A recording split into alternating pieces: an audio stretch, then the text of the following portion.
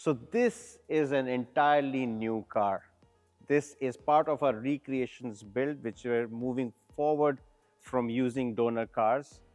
And this is our completely new design on the body. Looks exactly like the AC Cobra, but there's a lot of differences hidden within that. This car is approximately 2 inches wider and 1.5 inches longer, which gives us a much better leg room, especially for the taller guys.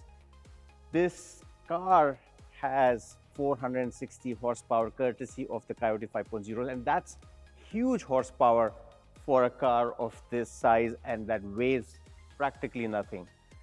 For this to happen and put all of this power to the ground, we had to design the chassis, and this was designed on the CAD in the US and then applied on the car. So we know that all or most of the horsepower is coming to the ground.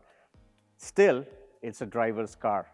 This is a proper thoroughbred race car, but a car that is a daily driver as well, because everything's been designed for this to be reliable and to give us pleasurable driving as well. There's a lot of things that are done within the skin of the car. Some are visible, some are not. So this car is low, quite low off the ground, but it doesn't touch anywhere because it's been designed like that.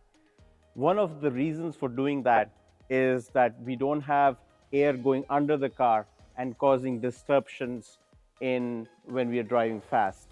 We've got the biggest wheels that we could fit on this body, which is 18 by 10s in the back and 18 by 9s in the front. So they are massive, and they are supposed to give us the grip and the handling that we need for handling all the 460 horsepower that the Coyote 5.0 is giving. So the interior on this car is a piece of art, but it's a very Spartan interior because at the end of the day, this is a race car. So you get in, and when you sit, it's very much like sitting in a race car. You're more down like in a go-kart or in a race car or something like that. Center console on this car we've done in the checkered race theme, the same as on the door cards. We followed the same theme on the door cards. Interior itself is a very snug feel. Steering is right in front of me. I have good visibility in the front through the screen. All my gauges are very well laid out.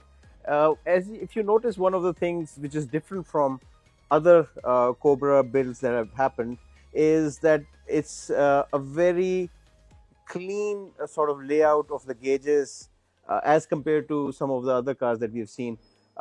It's very, very visible, very easy, and very simple. Nothing to showy or flashy on it, because we wanted to maintain that sort of look and feel that had the 60s cars had.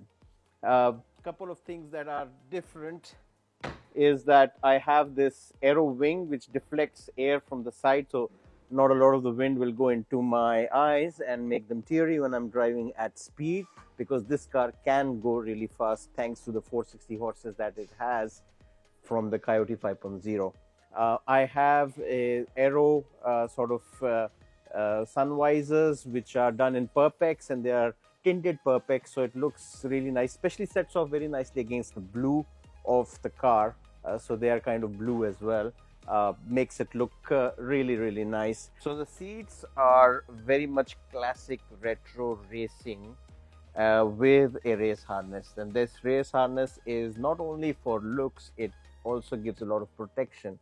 The seat has been molded and basically is part of the frame where it bolts in, so that is also an added safety feature because this car is Spartan, being a race car. This car, because of the Coyote 5.0 and the 460 horses that produces, has a full frame chassis underneath.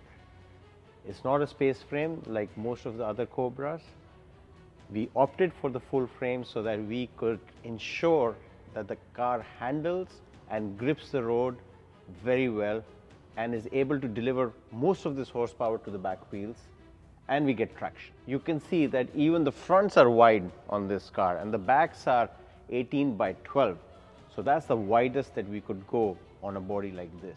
So this front end, independent front, combined with the 4-link in the back, ensures that we get awesome handling. But that's not all.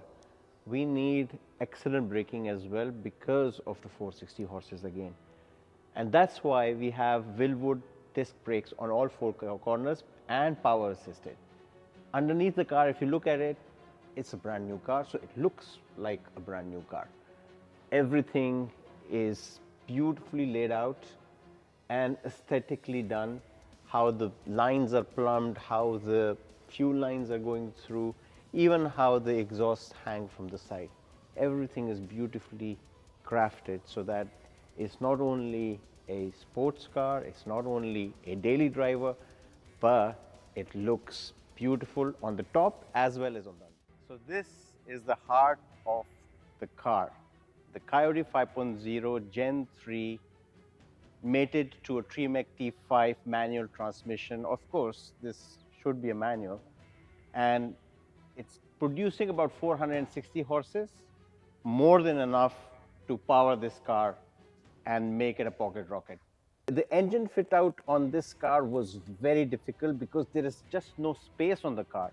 Although this car is about 1.5 inches wider than the original, but still there is so much going on within the engine bay. You have your cooling system, you have your brake system, you have your fuel system and the fuel lines. All of these need to be routed, and there's absolutely no space on the car. But somehow we've managed it. It fits, sits good, and it drives very well.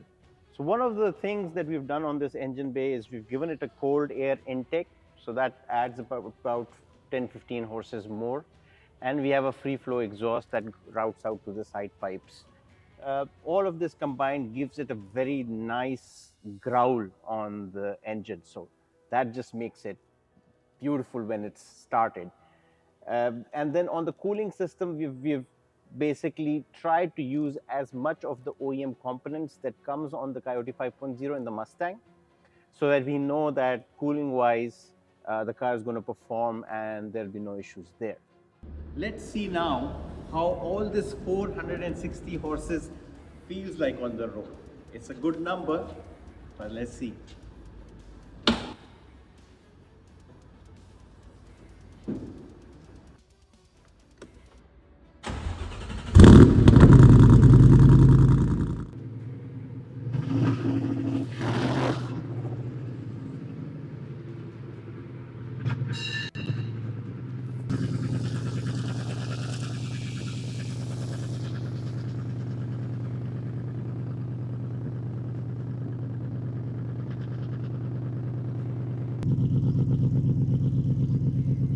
So we go into first, and there's no power steering, by the way, on this car, but since it's such a lightweight car, I don't really need it.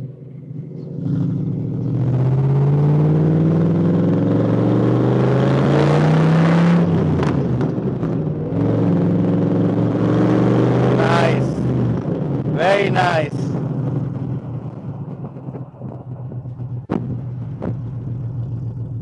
And it's a very easy drive. It's not like driving a sports car sort of thing.